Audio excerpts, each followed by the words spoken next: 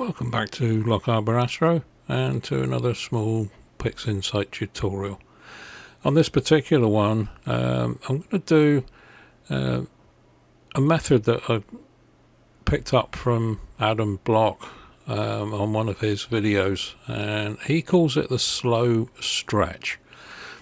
What it allows you to do is, if you've got an image like I have here of M78 and you've got two bright nebular centers, what this technique allows you to do is mask those bright centers when you're actually performing the stretch on the background, and that allows you to stretch the surrounding background at a normal rate, but allows you to bring out the detail in the brighter part of the nebula, so it doesn't brighten up as quickly as the rest of it.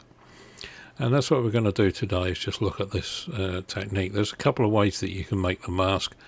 I'm going to show you the way that I tend to use it. So without further ado, this particular image is still in the linear phase at the moment. I haven't stretched it, it's just an FTS stretch that's on it.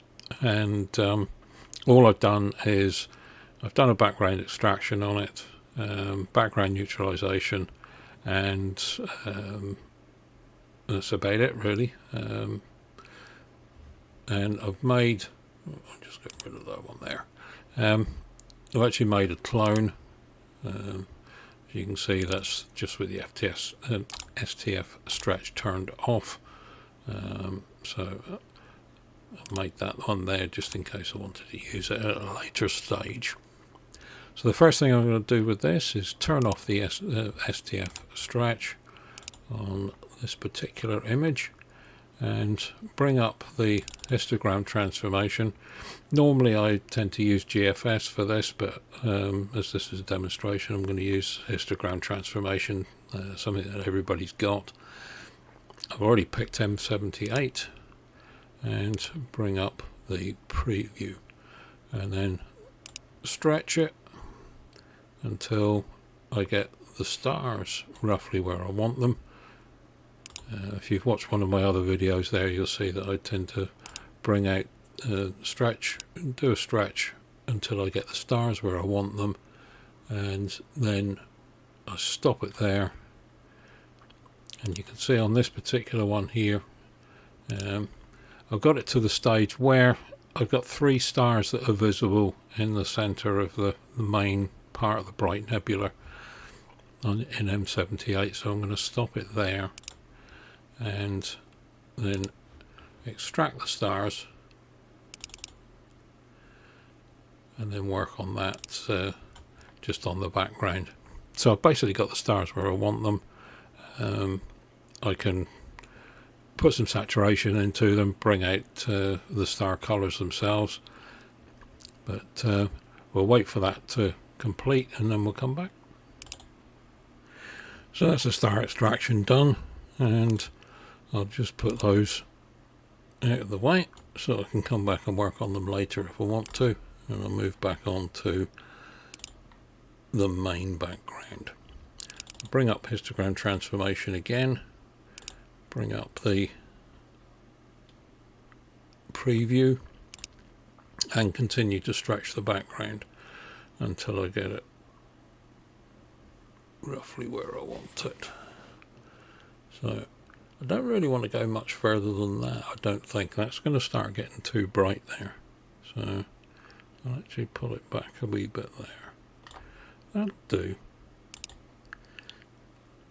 Don't want to blow too much out, and then at that point we'll leave that there, and then what I'm going to do is come up and take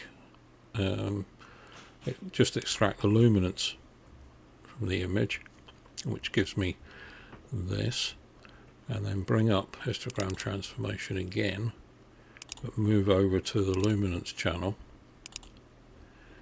and then I can increase the luminance on this to bring up the bright areas. I beg your pardon, that's incorrect. I actually want to bring up the curves on this one.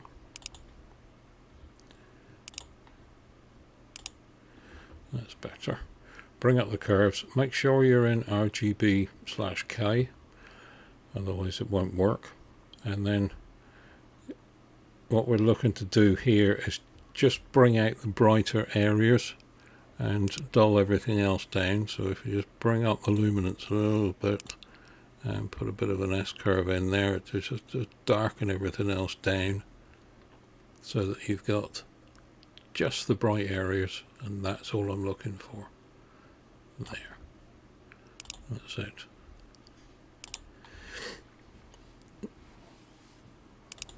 And that's where I'm going to leave that particular one. You can still see there's a little bit of the loop over on this side that's still showing, but that's not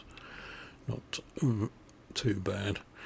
Now we want to make this a wee bit on the fuzzy side. I've got a mask blur which does it here, or you can come up to processes, all processes, and convolution, and then you want to bring the convolution up quite a long way. And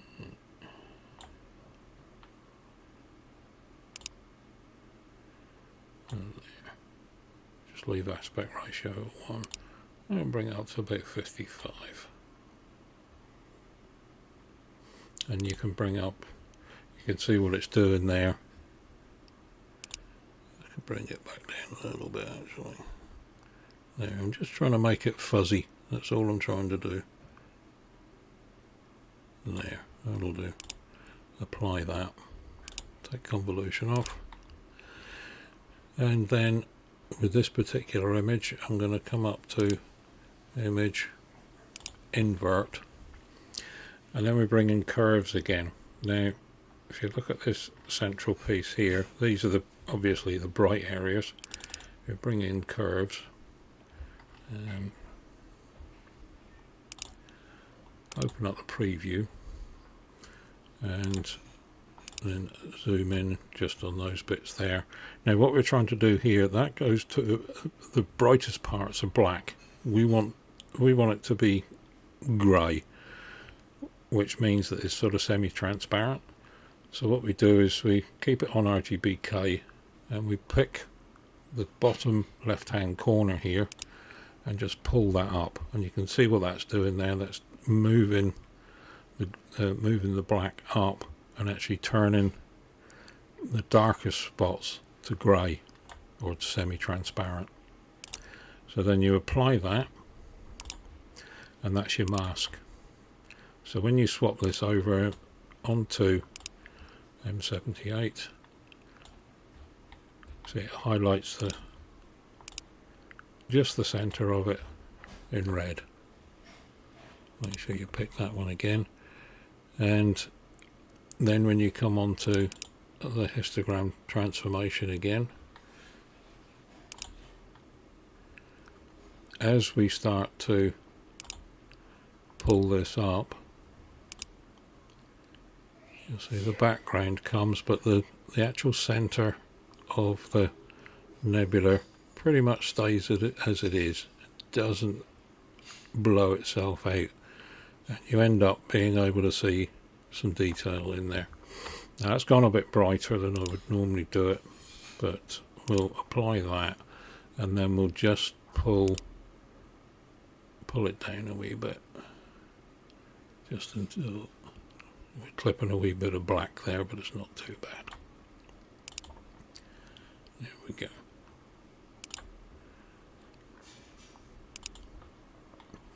There. And you can turn that show mask off. So that's, as you can see when I zoom in there, that's got still an awful lot of detail in there of the cloud and everything, which would normally have been blown out. So that's kept that in there. And you can, if you don't want to, when you're putting the curves in there with the saturation, if you don't want to saturate that area too much either, you can leave that mask on there and it will just saturate it again, but not to the same extent as the rest of it. So that's how you do that. Just moving on from there, we'll show you what it looks like when it's after we've put a bit of work into it. So just bring up the saturation.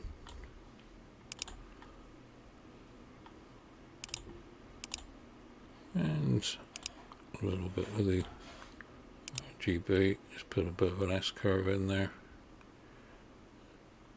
And that's brought that out quite nicely.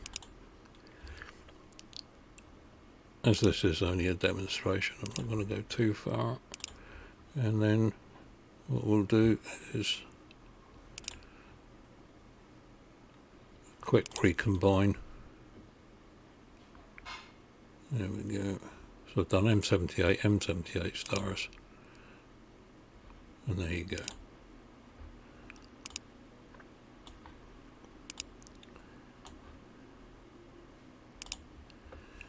And when you zoom in there, you should still just be able to see the stars in there. Not a little bit bright on that actually. Could bring the stars up a little bit more.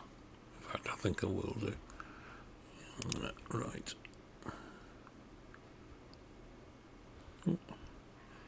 That's me stars.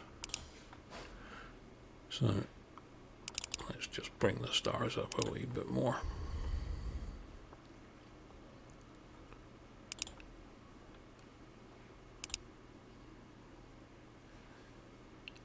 Just stretch the stars up, not wanting to blow them out too much. And put a bit of colour in there too.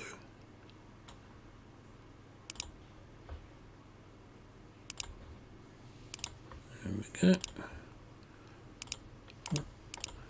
And then we'll do that again.